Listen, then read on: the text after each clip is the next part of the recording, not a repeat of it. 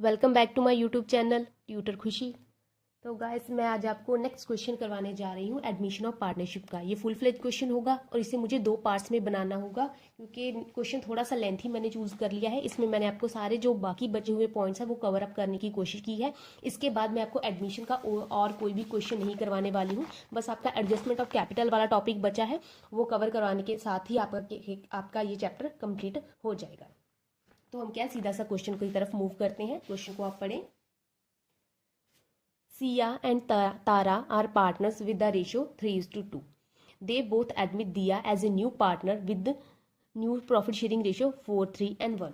Siya and Tara partners है, उनकी profit sharing ratio 3 और 2 है। उन्होंने दिया को as a new partner admit कर दिया है और दिया के एडमिट होने के बाद न्यू प्रॉफिट शेयरिंग रेशियो कितनी हो गई है? 4, 3 एंड 1 हो गई है।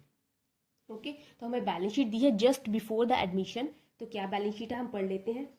पहले तो लाइबिलिटी साइड हमें क्रेडिटर्स दिए हैं, वर्कमैन कंपनसेशन रिजर्व का बैलेंस दिया, प्रॉफिट एंड लॉस अकाउंट दिया है और कैपिटल दिए हैं सिया एंड तारा की।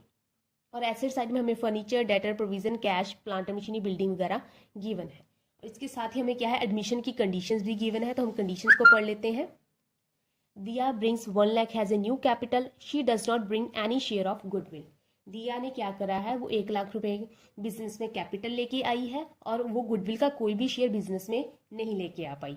Goodwill of the firm is 75,000। Firm की गुडविल कितनी है? 75,000 है।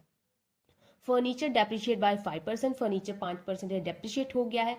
Building is now valued at 2,75,000। Building की अब कितनी वैल्यू हो गई है? 2,75,000।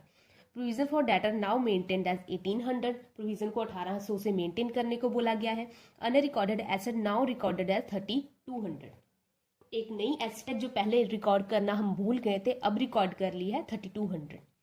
Creditor decided to give up their claim up to 15,000। और क्रेडिटर्स ने क्या कहा है कि वो अपना क्लेम छोड़ देंगे, वो अब हमसे 15,000 रुपए की अमाउंट नहीं मांगेंगे। तो हमारे क्रेडिटर क्या है, कम हो गए 15,000 के साथ।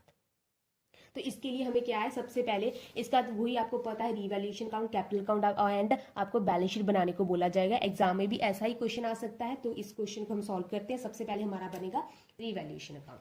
तो क्वेश्चन को कंडीशन की तरफ मूव करते हैं। तो सबसे पहले दिया का कैपिटल वाला ये कैपिटल अकाउंट में जाएगा, गुडविल वाली भी हमारे कैपिटल अकाउंट में जाएगी, क्लेम वाला वर्कमैन कंपनसेशन का ये भी कैपिटल अकाउंट में ही जाएगा। फर्नीचर डेप्रिशिएट बाय 5%, फर्नीचर 5% से कम हो गया है। तो फर्नीचर का कितनी वैल्यू है? 25,000। तो 25,000 का 5% कितना हुआ, हम अभी निकाल लेते हैं। दैट इज 1,250 रुपये। इसका 1,250 अगर फर्नीचर डेप्रिशिएट हुआ, दैट मीन के फर्नीचर क्या है, क्रेडिट हुआ होगा तो डेबिट हुआ होगा रिवैल्यूएशन अकाउंट। तो ये यहाँ पे जाएगा टू फर्नीचर। ठीक है, कितनी वैल्यू आई? 1,250। इसके बाद हमारा क्या है, building now valued at 2,75,000। Building की पहले कितनी वैल्यू थी? 2,50,000। अब बिल्डिंग की वैल्यू कितनी हो गई? 2,75,000। तो कितने से बढ़ गई है? बाय एंड एट का मैंने आपको डिफरेंस बताया था ना, बाय एंड टू का, वही सेम यहाँ पे जाएगा। बिल्डिंग पहले 2,50,000 की थी, अब कितनी हो गई है? 2,75,000 की। तो कितना चेंज आया? 25,000 का। 25,000 से बढ़ गई है, दैट मीन के बिल्डिंग क्या है, डेबिट हुई है, तो क्रेडिट क्या हुआ होगा? रिवैल्यूएशन। यहाँ पे आ जाएगा बाय बिल्डिंग कितना? 25,000। बिल्डिंग इंक्रीज हुई है 25,000 के साथ। Provision for debtor now maintained as 1,800। हमें डेटर्स की प्रोविजन 1800 रखनी है। तो हमने कितनी प्रोविजन रखी है डेटर्स की? 1,500।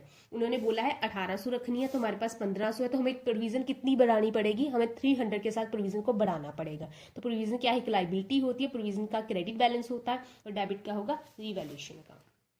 टू प्रोविजन फॉर डेटर्स कितनी प्रोविजन है? 300।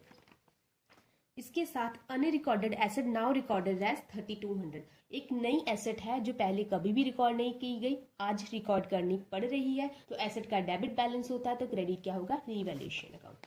यहाँ पे लिख दीजिए बाय अनरिकॉर्डेड एसेट।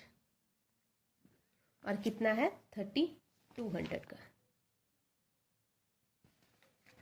इसके साथ ही creditor decided to give up their claim. और क्रेडिटर्स क्या है, 15,000 का क्लेम वो छोड़ रहे हैं। अब वो 15,000 रुपये पार्टनरशिप फर्म से नहीं मांगेंगे, उन्होंने छोड़ दिया है क्लेम। क्लेम छोड़ने के साथ ही हमारे क्या है क्रेडिटर्स कम हो गए हैं, कितने के साथ 15,000 के साथ। तो क्रेडिटर कम हुए हैं तो क्या है क्रेडिटर डेबिट हुए होंगे, तो क्रेडिट क्या हुआ होगा रीवैल्यूएशन अकाउंट। तो यहाँ पे आ जाएगा बाय क्रेडिटर्स, ठीक है। यहाँ पे आ जाएगा बाय क्रेडिटर्स, कितने क्रेडिटर्स है हमारे 15,000। बस हमारा क्या यहाँ तक था रीवैल्यूएशन अकाउंट, हमारा रीवैल्यूएशन अकाउंट बन गया है।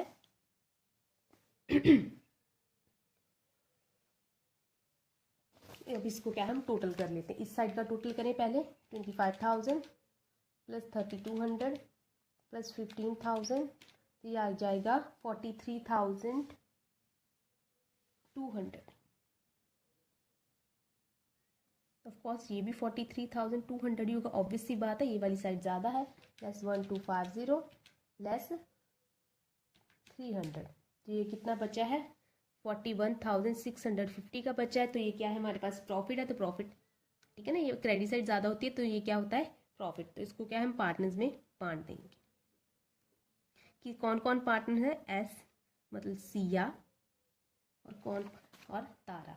ये आपको मैंने पहले ही बताया था, प्रॉफिट जो रीवैल्यूएशन का होता है उस पर सिर्फ और सिर्फ ओल्ड पार्टनर्स का अधिकार होता है as per their old profit sharing ratio. तो इस पर सिर्फ और सिर्फ सिया एंड तारा का अधिकार है विद द रेशियो ऑफ 3:2।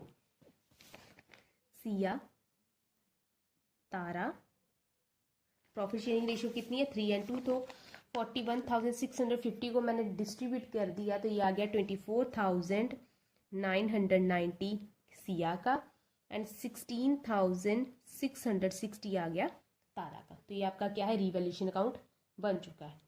तो वीडियो बहुत लंबा हो जाएगा, तो आज के लिए हम इतना ही रखते हैं रीवैल्यूएशन अकाउंट। कल मैं आपको क्या capital account and balance sheet बना दूंगी इसका, और आपका क्वेश्चन क्या है कंप्लीट हो जाएगा। तो आज के लिए इतना ही, थैंक यू सो मच।